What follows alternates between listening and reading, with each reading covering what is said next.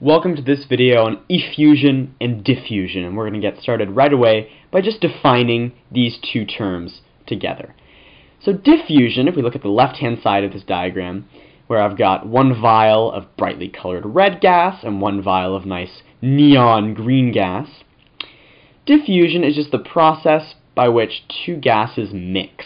So if I've got some of this red gas leaking out like that, and if I've got some of this green gas leaking out like this process of the gases mixing is known as diffusion. And so this is simple enough. Diffusion is just the mixing of gases. Diffusion is just the mixing of gases.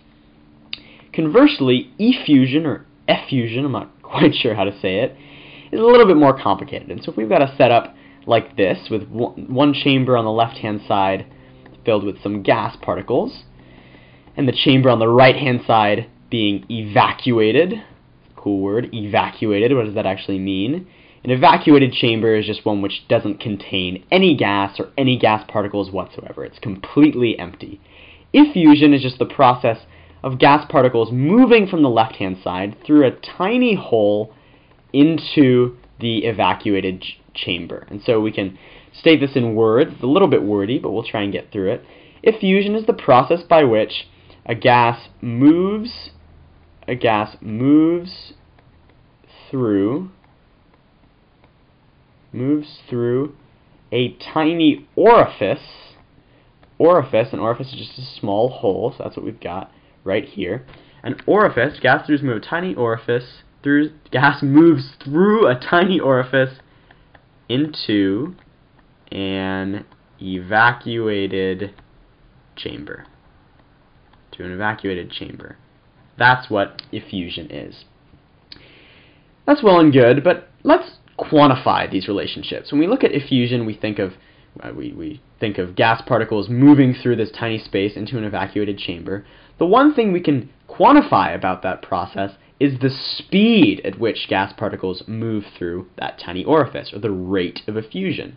And we can imagine that whenever you have rates of gas particles, we're thinking about things moving. We're going to want to describe the velocity of those gas particles. And so we're going to try and derive an equation here for the velocity of a gas particle.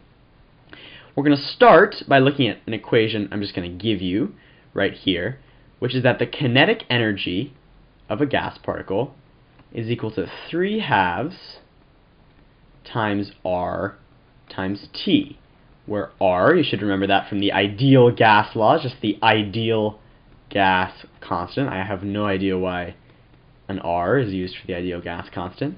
And T is just temperature in Kelvin. We could say T is the absolute temperature of the gaseous sample.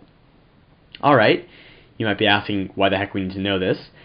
We need to know this because I'm going to give you another expression for kinetic energy. And this expression comes really from physics. You're not going to see it too much in chemistry. And this expression is that kinetic energy is equal to 1/2 times the mass of some object times its velocity squared. Alright, we're looking at rates of effusion. We want to derive an equation for velocity, and we've got a v term here. We've got this v squared term. So let's solve this kinetic energy equation for v.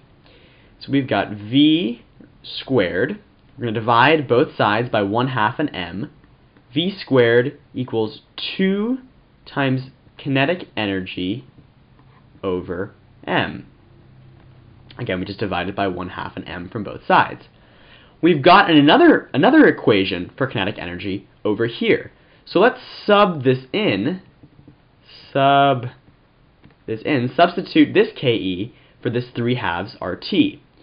Now we've got V squared is equal to 2 times 3/2 RT over M. We can immediately see that these 2's cancel. And if we take the square root of both sides to solve for V, we get that V is equal to the square root of 3 RT divided by the mass of the particle. So we've done it. We've derived an equation for V just using these two simple equations for kinetic energy. And we instantly see a few things. First, the most interesting thing about this is that V increases with temperature. So as temperature goes up, gas particles are moving more quickly, and therefore they have more kinetic energy, more velocity. And this is interesting because this is actually something we talked about when we described the kinetic molecular theory. If you've watched that video, we said that the velocity, the speed of or rather the kinetic energy of gas particles is directly proportional to its temperature in Kelvin. We can see that relationship both here and here. Kinetic energy directly proportional to T. And V also decreases with mass. And so a heavier object at the same temperature is going to move slower than a smaller object, a lighter object, and that kind of makes intuitive sense.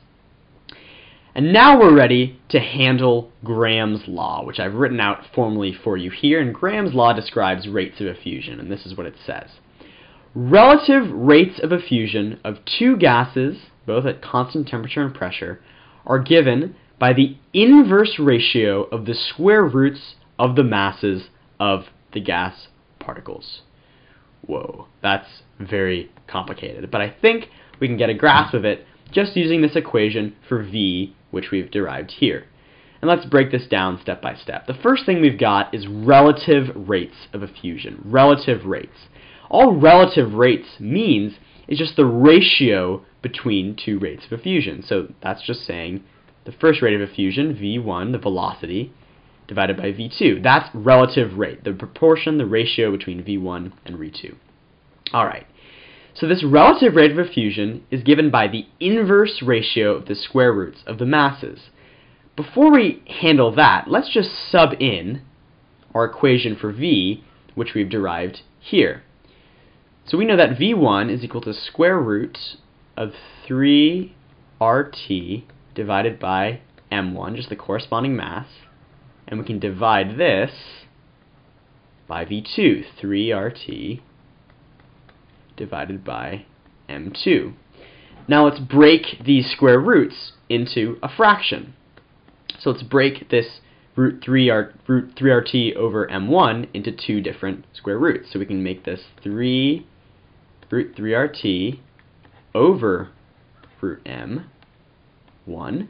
And we're dividing by a fraction here, so we can flip it. So we'll just multiply this by root M2 divided by root 3RT.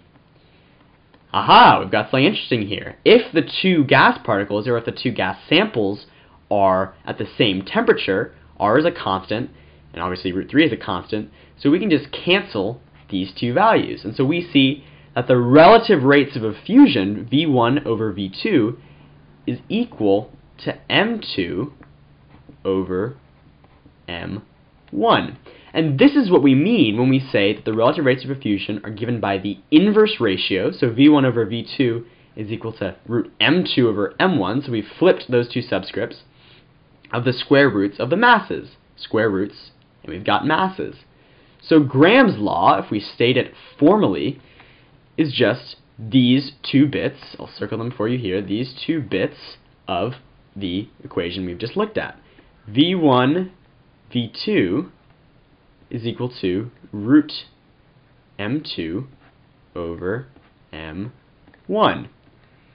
And again, this is Graham's law, and these V1 over V2, this term, is just the relative rate of effusion. So it's how much faster or slower V1 is effusing compared to V2. Effusing, one of my favorite verbs. So this is Graham's law, and let's see how this actually works in practice. We'll take a look at a pretty easy example right here. If the molar mass of one gas is 4 times that of another, find their relative rates of effusion.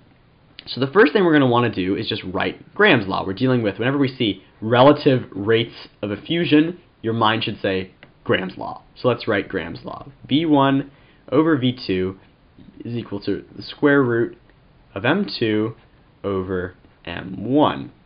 Now we see that the molar mass of one gas is 4 times that of another. And so we can say here that M1, if the molar mass of one gas is 4 times, then the mass of an individual particle is also going to be 4 times that of another, of the other particle.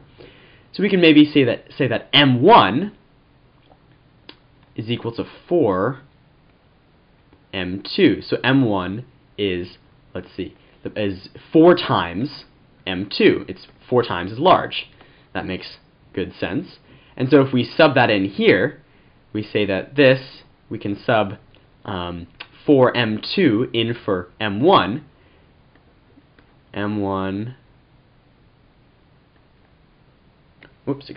m2 divided by square root of 4m2. We've just subbed in 4m2 for m1. We can expand this out. We can break this into, we can rather take the 4 out of this square root, so we've got root m2 divided by root 4 times root m2. These root m2's cancel. We know the square root of 4 is 2, and so this is equal to 1/2.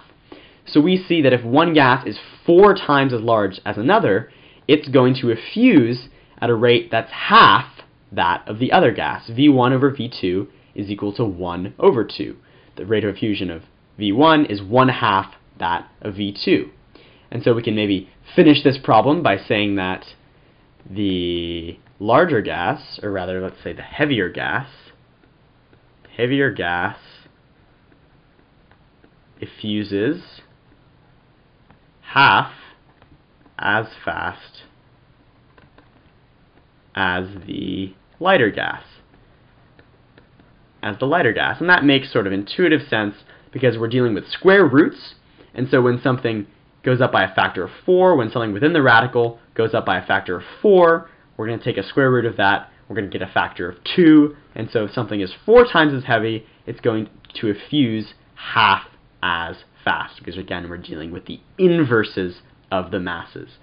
So Graham's law, all it says is that the relative rates of effusion of V1 over V2 is equal to the square root of m2 over the square root of m1. So thank you very much, and I will see you in the next video.